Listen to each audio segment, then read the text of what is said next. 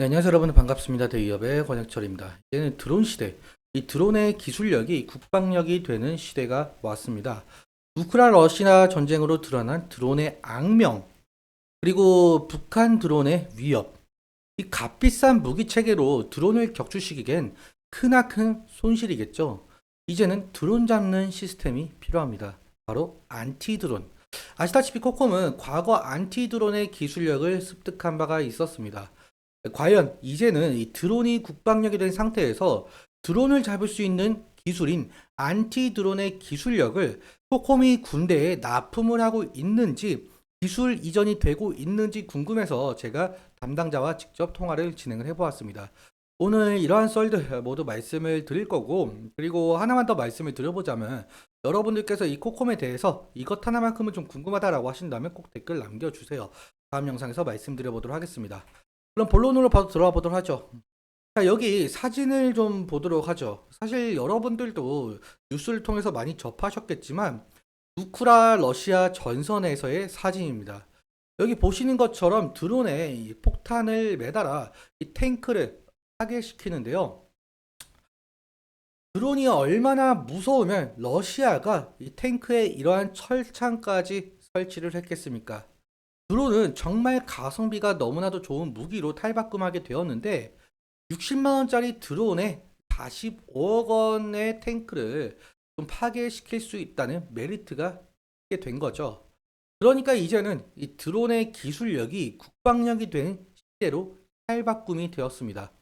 그렇다면 이 드론의 기술력도 분명히 중요하겠지만, 이 드론을 잡을 기술도 필요할 텐데요. 예를 들어 보자면 과거 2년 전까지만 해도 이 북한 무인기가 우리나라 대통령실에 침투했다는 사실에 발칵 뒤집혔었죠.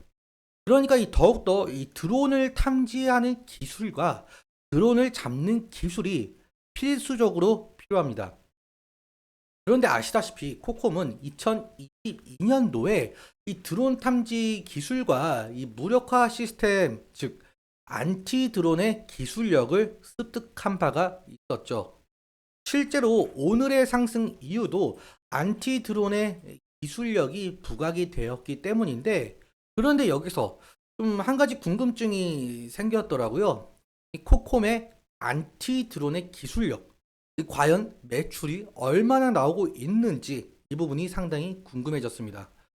사업 보고서를 좀 보자면 사업 부분이 뭐 시큐리티 그리고 기타 매출 이렇게 이 정도로만 나오고 있더라고요. 그러니까 제가 사업 보고서를 다 뒤져봤지만 안티 드론에 대한 매출은 좀 눈을 씻고 찾아봐도 없었습니다.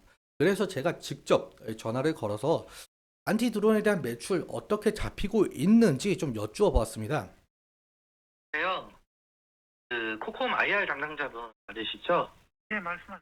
아, 네, 다른 네, 제가 이렇게 전화를 직접 걸어서 질문을 던졌는데 이렇게 질문을 던졌습니다. 코콤이 현재 이 드론 관련주를 엮이게 된 이유가 안티 드론의 기술력이 있기 때문인데, 사업 보고서를 좀 보자면 매출이 찍혀 있는 부분이 없다. 혹시 현재 이 기술력에 대해서 뭐 수주나 군 납품이 좀 진행이 되고 있는지 이러한 부분 좀 여쭈어 보았어요. 그랬더니 답변을 좀 이렇게 주셨습니다. 안티 드론 계속적으로 좀 영업을 하고 있지만 가시적으로 좀 효과가 보이는 부분은 없다.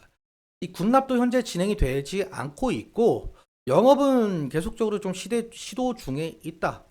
그래서 사실상 현재 사업 보고서 상에서의 안티 드론의 매출은 없다라고 봐도 무방하다. 이렇게 말씀을 주셨고 끝을 맺었는데요. 결론적으로 말씀을 드리자면 현재 안티 드론에 대한 이 매출은 전혀 없고 이 기술력만 있는 상황이기 때문에 이 테마성이라든지 아니면 앞으로의 모멘텀으로 좀 바라봐야 하지 않을까라는 판단을 좀 내릴 수가 있을 것으로 보입니다. 일단 전쟁에서의 드론의 역할이 상당히 중요해졌고, 특히 우리나라는 이 북한과의 관계가 있기 때문에 이 드론을 잡을 수가 있는 안티 드론의 기술력이 상당히 필요하겠죠. 그만큼 이 국내에서 안티 드론의 시장 그리고 전 세계적으로 안티 드론의 시장은 점차 커질 것으로 우리가 기대해 볼 수가 있다. 이에 앞으로 이 매출에 어느 정도 영향이 갈 수가 있기 때문에 이러한 점들 좀 인지해 주시면 좋을 것 같습니다.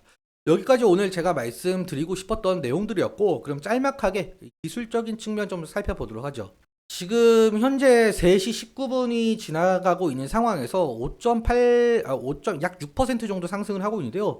윗꼬리가 상당히 길게 나온 점이 있어요. 오늘 고가 부근이 21%, 시가 2.94% 갭 상승으로 시작을 했고, 그리고 지금 종가가 아니라 현재 가격대는 6%를 지나가고 있다. 여기 윗꼬리가 상당히 길게 나온 부분은 결국에는 이렇게 해석을 할 수가 있겠죠. 저항이 상당히 강했다. 실제로 10월 16일 저번 주까지만 해도 윗꼬리가 길게 나온 부분을 볼 수가 있겠는데, 일단적으로 여기 481 이평선을 좀 돌파를 해주지 못하는 흐름을 보여주고 있어요. 그렇다면은 이 구간에서의 저항이 상당히 강하다라고 우리가 생각을 해볼 수가 있겠죠. 그래서 강한 거래 대금, 강한 거래량을 통해서 이 481 이평선 돌파를 해주는 것이 상당히 중요하다, 이렇게 말씀을 드릴 수가 있겠고, 그럼 우리가 다음으로 바라봐야 될 지지 라인도 우리가 살펴봐야 될 것 같은데, 지지 라인 같은 경우 오늘 아래 꼬리가 달린 이 부분 241평선이라고 말씀을 드릴 수가 있을 것 같습니다. 하지만 이 241평선 이탈을 하게 된다면 다음으로 바라봐야 될 지지 라인 같은 경우는 여기 3일 이평선과 10일 이평선, 이 가격 레인지가 될 수가 있겠고요. 만약에 이 가격 레인지도 이탈하게 된다면 이 120일 이평선까지는 우리가 바라볼 수가 있을 것 같아요. 하지만 지금 가격대와 이 120일 이평선 간의 이격도가 상당하죠.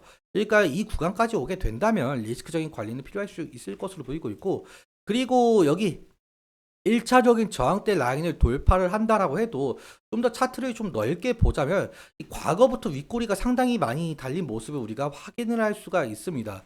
그렇다면 2차적인 저항대 라인은 이 구간까지 우리가 생각을 해볼 수가 있겠고요.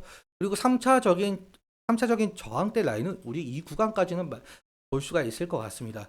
그러니까 이 강한 거래 대금을 통해서 1차적인 가격대를 좀 돌파를 해주고 2차적인, 3차적인 저항대를 좀 정확하게 돌파를 해주는 것이 상당히 중요하겠죠. 오늘은 이렇게 말씀드리도록 하고요. 오늘 말씀드렸던 내용들과 이 차트적인 부분들에 대해서는 제 개인적인 견해가 상당히 녹아들어 있기 때문에 여러분들의 주관적인 견해와 함께 투자를 현명한 선택하셨으면 좋겠습니다. 오늘도 시청해주셔서 감사하고 지금까지 대기업의 권혁철이었습니다.